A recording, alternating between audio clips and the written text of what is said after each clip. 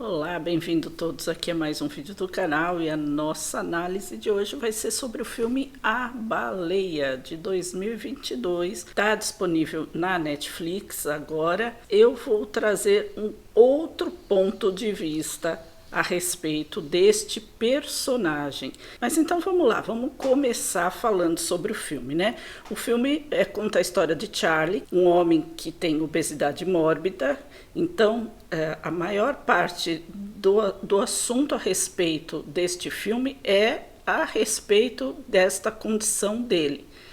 A visão é toda voltada para essa condição dele, mas o filme não trata disso. O filme não traz a mensagem da obesidade dele. A obesidade dele é uma consequência, a questão é outra. Então, aí a gente vai entender. Então, ele está ali na faixa dos 50 anos, ele sofre de obesidade mórbida, ele mora sozinho numa casa totalmente desaconchegante, uma casa escura, ele pesa quase 300 quilos. A única amiga que ele tem é Liz, que também é uma enfermeira que, na medida do possível, cuida dele. Na medida do possível, porque ele não aceita maiores cuidados. Inclusive, na primeira cena em que ela aparece, ou que na primeira cena do filme, na verdade, ele está assistindo a um filme adulto e ele começa a passar mal. Tem uma condição cardiológica, obviamente, bem já avançada. Isso batem a porta, ele acha que é a Liz, ele pede para entrar, mas é um rapazinho, um jovenzinho, missionário de uma igreja que está lá fazendo o serviço de missionário dele e vê ele naquela condição. A primeira reação dele é se assustar de ver um homem daquele tamanho. Ele oferece ajuda, oferece para chamar uma ambulância e ele diz que não. Ele tá só pede para o rapaz ler um texto ali, uma redação, fala sobre a baleia Moby Dick. O nome A Baleia é uma dupla referência, tanto pela condição ruim de comparar pessoas com essa condição física a uma baleia, mas também porque todo o tempo ele foca nessa redação sobre a baleia Moby Dick. A gente vai entender isso depois mais para frente, porque que ele gosta tanto desta redação e quem escreveu essa redação. Aí ele fala que se o rapaz lê esse texto para ele já vai ajudar e realmente ajuda. Ele consegue se acalmar um pouco e ele já respira um pouco melhor. Nisso já a cena muda e a Liz já chega, está medindo a pressão arterial dele. A pressão arterial dele está 23/13, que é altíssima. Ela fala para ele claramente que ele precisa de uma ajuda profissional, ele precisa ir para um hospital porque ele não tem muito mais tempo de vida. E ele diz que ele não pode ir para o hospital porque ele não tem condição de pagar o tratamento, ele vai se encher de dívidas. E todo o tempo ele pede desculpa para ela. E chega um momento que ela fala, para de pedir desculpa. E ela faz até uma brincadeira, se você falar de novo desculpa para mim, eu vou enfiar essa faca em você. E ele brinca, até você atingir meu órgão deve ter uns 60 centímetros, e os dois dão risada. Aí já demonstra que ele não é aquela pessoa que sofre de uma depressão grave, né? Tanto é que ele consegue brincar da sua própria condição, ele é professor universitário, ele dá aulas justamente de redação online, né? Obviamente, e ele jamais abre a câmera dele, ele fala para os alunos que a câmera dele está quebrada. A gente percebe que ele dá aula com maior prazer, ele gosta daquilo que ele faz, ele tem satisfação naquilo que ele faz. Então aí entra uma pessoa em depressão grave, que ele não quer saber de nada, não quer nem levantar da cama. Ele anda pela casa na medida do possível, apoiado no andador dele. A Liz pergunta quem é o rapaz que está lá, ele fala que ele é missionário dessa igreja e tal, aí ela chama ele para conversar e conta para ele que ela pergunta se ele conhece determinada pessoa ali, ele diz que sim, que ele é novo ali no lugar, mas que ele já ouviu falar dessa pessoa, e ela fala que esse pastor, na verdade, é o pai dela, mas eu nunca gostei, eu nunca aceitei essa condição que eles impõem ali da igreja. Já o meu irmão, ela conta, o meu irmão era o contrário, ele amava a igreja, ele amava tudo aquilo que dizia respeito, e ele se tornou missionário assim como você. Ele foi para a América do Sul como missionário, só que ele não aguentou ficar lá, aí ele voltou, ele conheceu uma pessoa, se apaixonou por essa pessoa, eles ficaram juntos, só que ele não suportou o peso que foi e tirou a própria vida, porque essa pessoa era o Charlie. Peso a que ela se refere não era, obviamente, o Charlie, mas ele não suportou justamente porque ele foi expulso de casa pelo pai, expulso da igreja por ser, obviamente, homossexual. O que acontece aí é uma outra situação. O Charlie era casado e tinha uma filha, e esse rapaz era aluno dele. Claro que era um curso universitário, ele era maior de idade já, e ele conta, o Charlie vai contar num determinado momento do filme que eles só assumiram o relacionamento deles depois que o curso acabou, para que não houvesse mais a relação aluno-professor. O Charlie vai corrigir lá umas redações, né, no laptop dele, e abre uma gaveta, e é cheio de barrinha de cereal. Ele faz uma careta assim, não, abre a gaveta do lado, tá cheio de chocolate. Aí ele pega um chocolate e começa a comer.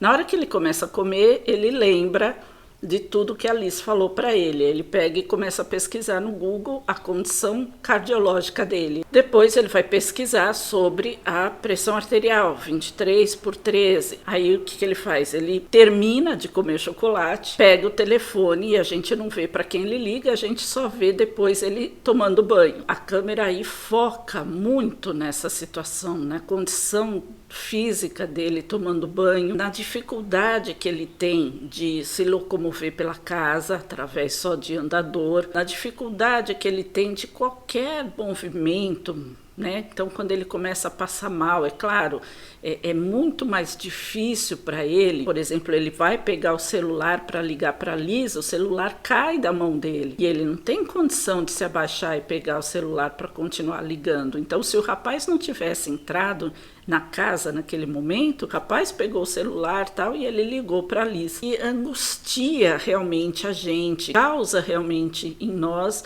essa sensação de compaixão, de pena, realmente, por ver uma pessoa nessa situação, né? E ainda mais sozinho. Depois que ele toma banho, ele se arruma, ele coloca uma roupa limpa, ele tenta arrumar os fios de cabelo que ele tem ainda, né? Ele penteia tal, a gente vê que ele não está mais com aquela aparência suada, aquela roupa feia, suada, porque entra pela porta Ellie é a filha dele, a filha adolescente, uma filha de 17 anos. E a primeira reação que ela vê, que ela tem, aliás, quando vê ele: você quer dizer que eu vou ficar assim também? E ele fala para ela não se preocupar, porque ele sempre foi gordo. Eu só me descuidei, por isso que eu cheguei nesse ponto. E ela é inteiramente ríspida com ele. O tempo todo ela é ríspida. Então aí também dá na gente compaixão, né? Porque você vê essa pessoa sozinha, solitária, nessa condição,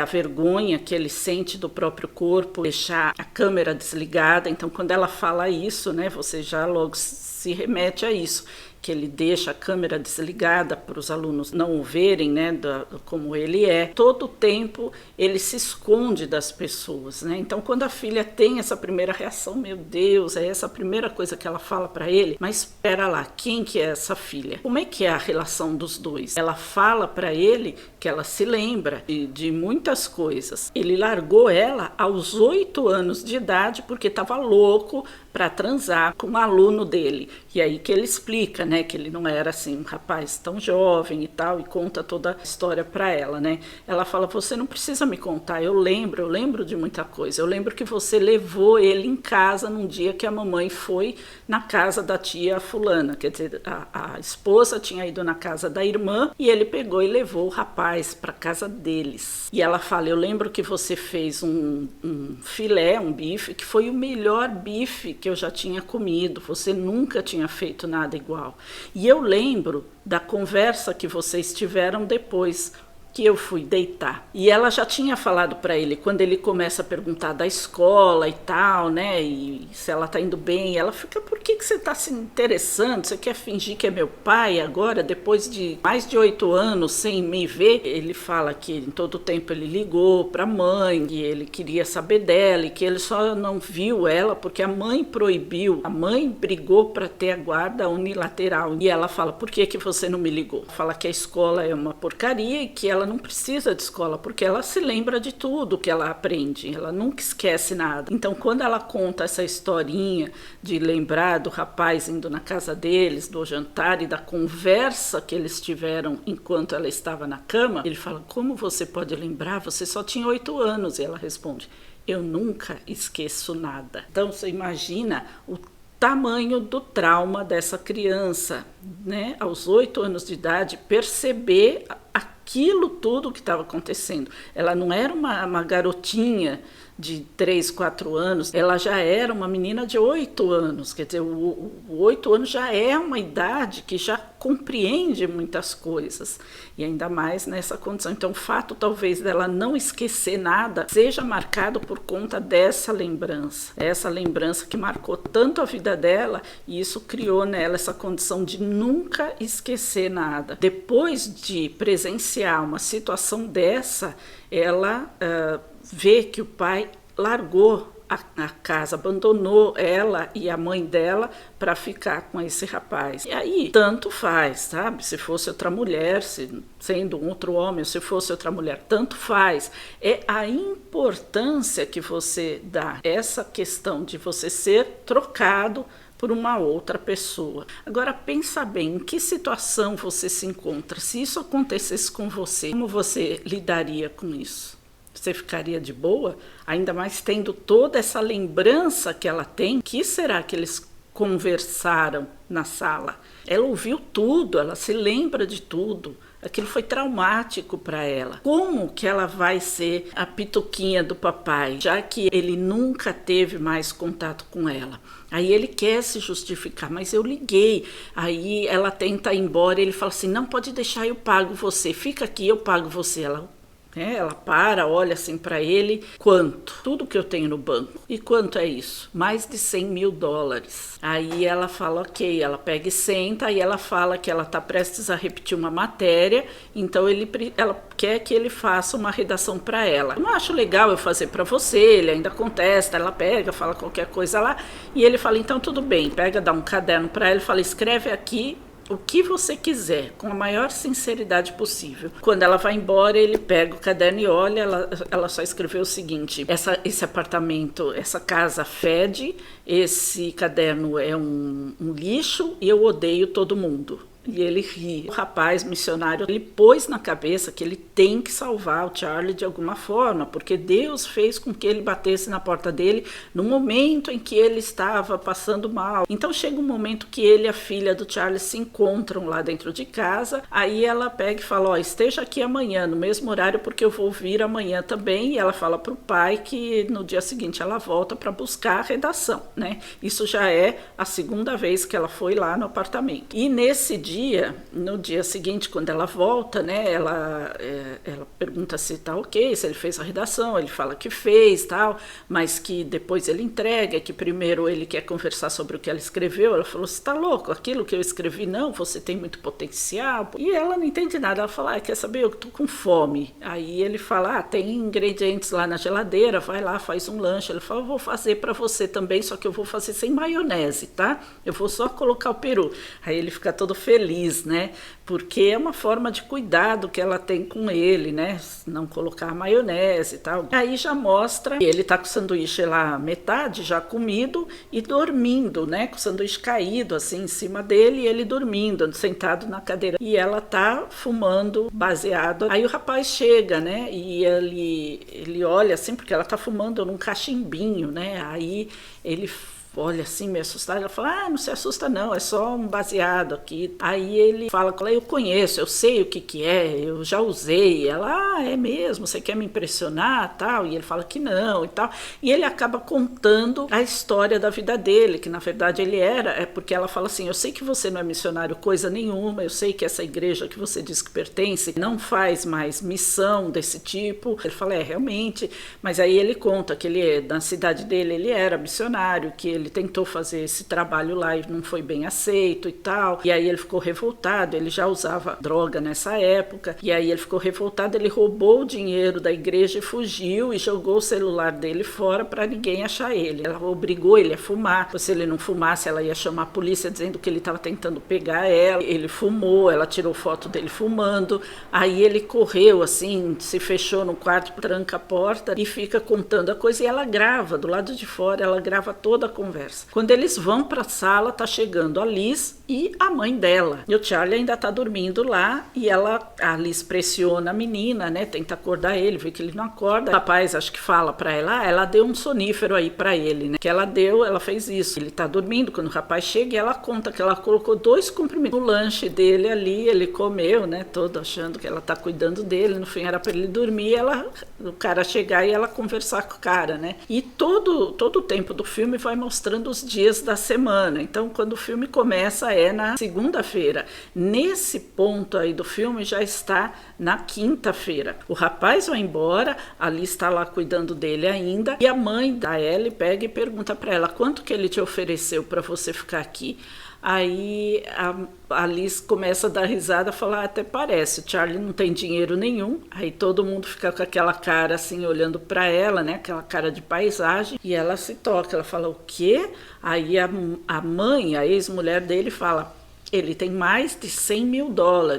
Aí a Alice se revolta, né? Porque ela fala, a gente poderia ter feito o seu tratamento todo esse tempo, poderia ter comprado os equipamentos que você precisava, uma cama especial, né? Poderia ter pago um convênio médico para você. E você me enganou. O ano passado que meu carro quebrou e eu saí na neve para comprar as coisas para você. Aí ele fala, mas eu te ofereci ajuda. Ela fala, mas eu não aceitei porque eu achava que você só tivesse $700. Aí ela fica putíssima, revoltadíssima, pega a bolsa dela e vai embora. A mãe da Ellie manda ela embora também. Ele pega e fala, tô sua redação, não esquece. Ela vai embora sem olhar. E aí os dois ficam conversando. Bom, então é o seguinte, daí pra frente eu vou pontuar as coisas que eu achei aqui no filme, tá? Então a filha, já falei, né, desse rancor absoluto, né? Pela sensação de pouca importância, por tudo isso que ela passou, por tudo que ela presenciou aos 8 anos de idade, por depois ter sido abandonada. Então aquela sensação de pouca importância. Ele poderia ter achado um meio de conversar com ela, ele não se importou. Enquanto ele estava com o rapaz, ele não se importou. A atitude dele de levar o rapaz em casa, quer dizer, então já vem aí a primeira pontuação. Ninguém fala disso, todo mundo fala da pena, da condição dele, da condição física dele, da piedade que dá de ver um homem daquela condição abandonado. Mas vamos recapitular, por que ele chegou nessa condição? Então vamos lá, enquanto ele ainda não tinha essa condição patológica. A atitude dele de levar o rapaz, o amante, dentro de casa quando a esposa não estava, na presença da filha de 8 anos. Isso é atitude de uma pessoa do bem, de uma pessoa de bem? Não. Por quê? Porque ele queria fazer um jantar maravilhoso para o rapaz. Mas tinha um detalhe, a filha de 8 anos estava lá. E não é assim, eu sou separado, eu tenho minha filha, não. Eu sou casado ainda, a minha mulher não está, então você vem em casa enquanto a minha mulher não está. Olha só, ninguém prestou atenção nesse ponto para morrer de pena dele, né? E criticar essa filha por ela ser extremamente revoltada. Terceiro ponto, guarda unilateral. Por que a mulher insistiu tanto em ter a guarda unilateral? Foi uma separação traumática. Imagina ela descobrir que ela estava sendo traída, fosse por um homem ou fosse por uma mulher. Imagina você sendo trocado por uma outra pessoa, já é traumático. Imagina quando você é trocado por uma pessoa mais jovem que você, já é mais traumático ainda, porque você se sente inferior, você sente, acabou, cheguei na linha, né? Cheguei ali na linha de chegada, não tem mais nada para mim pela frente. Eu não sirvo mais, eu vivi um tempo, uma vida, agora eu não sirvo mais, né? Quando é nessa questão, trocar por alguém mais jovem. Então, normalmente vocês já viveram um bom tempo de anos juntos. De repente, você não serve mais porque você envelheceu, porque sua aparência não é mais a mesma, porque muitas coisas mudaram em você. Então troca por alguém mais jovem, tanto faz se seja o homem ou a mulher. Estou falando pessoa, mas a situação ali foi todo o trauma da separação, não só a troca, porque ele traía ela enquanto era casada a ponto de levar o rapaz para dentro de casa. Isso foi extremamente mau caratismo, né? E ninguém vê esse ponto, ninguém percebe esse ponto. Outra coisa que deixa claro para mim ali é que a esposa ainda amava ele, ainda na atualidade amava ele. Nesse dia que estão só os dois juntos, ele e a ex-mulher, ela falou assim: infelizmente eu nunca falei com você sobre o que aconteceu, né, com o seu relacionamento. Um dia eu estava no supermercado e eu vi ele lá, ele estava claramente já doente, porque ele entrou em depressão, ele não comia, era o oposto dele, né? O rapaz não comia, ficou pálido, ficou magro demais. Ela falou, eu vi que ele já estava nessa condição e eu fui até ele, perguntei se ele precisava de ajuda, ele me deixou levar algumas sacolas até o carro e foi embora. E eu sequer falei para ele quem eu era. Quer dizer, o rapaz não sabia quem ela era. Ela sabia e mesmo assim ela ajudou ele. E aí ele já está com oxigênio, ele está ali claramente passando mal, principalmente por causa da questão do sonífero. Ela pergunta para ele, você tá bem? Ele fala, não, não tô bem, eu tô morrendo. Ela fala, é verdade mesmo? Ela falou, é.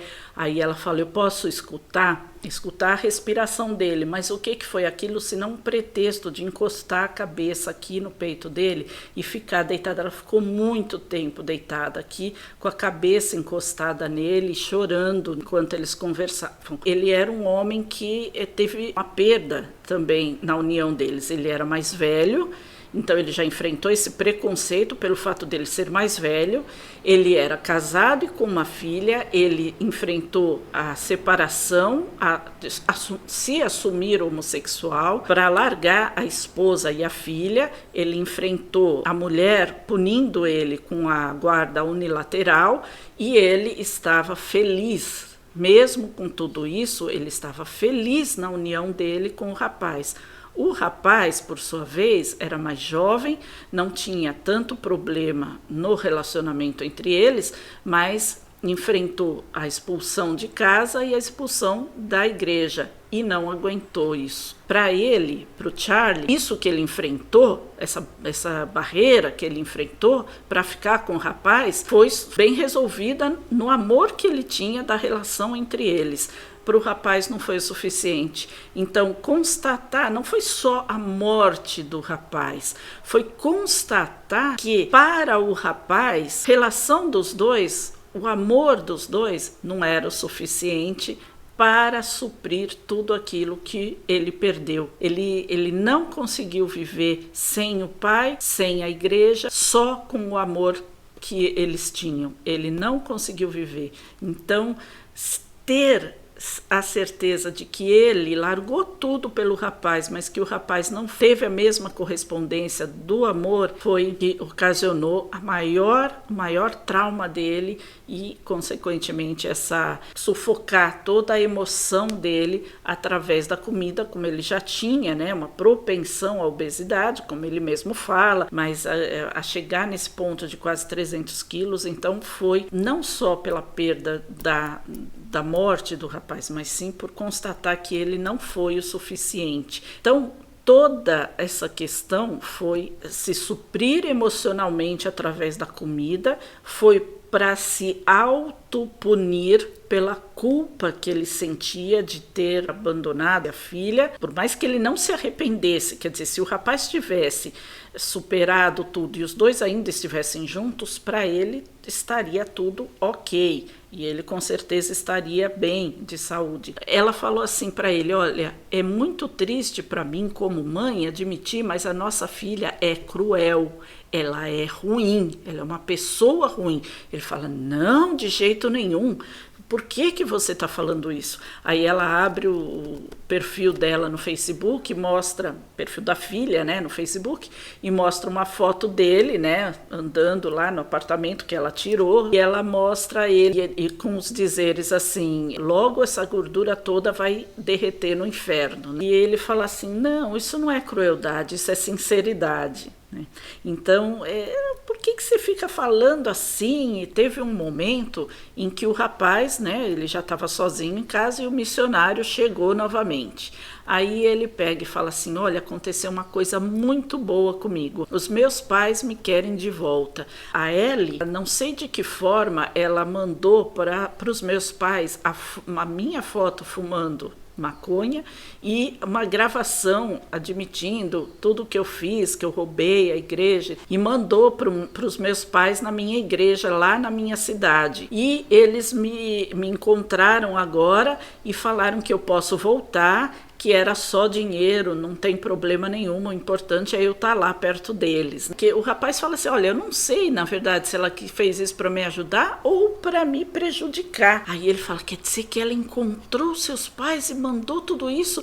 Nossa, né, que coisa boa, que maravilha, então ela quis te ajudar. É óbvio que não, né? Assim, a menina, ela tinha um sentimento contraditório, assim, com o pai. Ela amava o pai, mas ela odiava ao mesmo tempo. A própria mãe falou isso, né, nessa conversa entre eles. Ela falou: você não teve nenhum escrúpulo de não participar da vida dela durante mais de 8 anos e nem de abandonar ela quando ela tinha 8 anos, porque ela te idolatrava. Então, toda a culpa que ele tinha, ele queria colocar nessa... Não.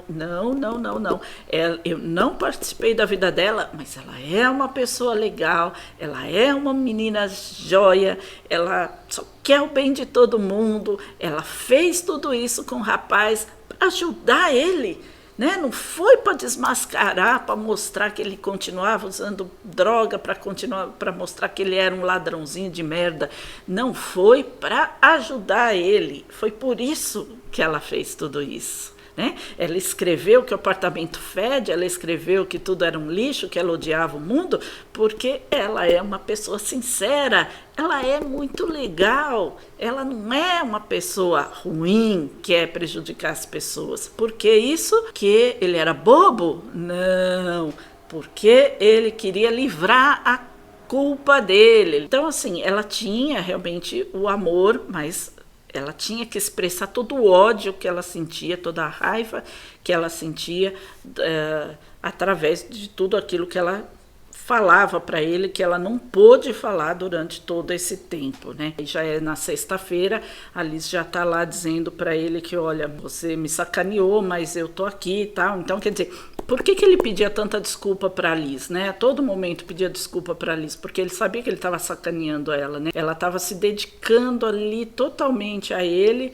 por uma afeição, por uma amizade, por um carinho, pelo irmão, pela memória do irmão e tudo mais, né? Se matando de cuidar dele, indo direto de lá para o hospital, ou vindo direto do hospital para a casa dele, tudo aquilo, e ele escondendo dela que ele tinha dinheiro, que eles poderiam, né, ter facilitado a vida dela e tal, ali nos cuidados com ele, poderia ter contratado um acompanhante, né, uma pessoa, um profissional, mesmo que fosse ela, né, mas enfim, por isso que ele pedia tanta desculpa. Então, quer dizer, ele era uma pessoa cheia de culpa, cheio de remorso, ele não hesitou em machucar as pessoas, ele não hesitou em mentir, né, para redimir. Então ele queria juntar todo o dinheiro possível para dar para a filha, para se redimir, né, do que foi, de tudo que ele do abandono dele, e ele não hesitou em mentir para a única pessoa que estava do lado dele todo esse tempo, que era a ex-cunhada dele, né? Todo o processo dele de chegar àquele ponto foi emocional pela perda do companheiro, naturalmente, e foi para se autopunir da culpa que ele sentia com todas as ações que ele teve com relação, principalmente, à filha dele. E a questão da redação, por que quando lia aquela redação falando do Moby Dick ele ficava melhor, ele se sentia melhor? Bom, a filha dele nesse dia, no último dia, na sexta-feira, e a filha fala, você tá de sacanagem comigo? Eu repeti de ano. Que porcaria é essa que você me entregou de redação? Ele falou, você leu? Ela falou, não, eu não li. Então abra e leia. Aí quando ela abriu assim, ela falou, mas isso é a redação que eu escrevi quando eu estava na 8ª série. Como que você descobriu isso? Ele falou, sua mãe mandou para mim. E esse trabalho sempre me acolhia. Então, nessa redação, ela falava justamente da visão dela. Não era a historinha, era uma redação. Então, óbvio, era a visão dela sobre a Moby Dick. E aí ele pede, leia para mim, leia em voz alta. Ela pega, fica assim brava e abre a porta para sair. Ele pede, por favor, leia para mim. E ele já está assim meio angustiado, né? E nesse dia é o único dia que tem sol, porque todos os dias ou tá muito nublado ou tá chovendo. Esse é o único dia que tem sol. Aí ela para, ela hesita assim, ela para, ela vira e fala, você precisa ir para um hospital, você tem que fazer uma cirurgia, alguma coisa assim. Ele falou, não, só leia para mim.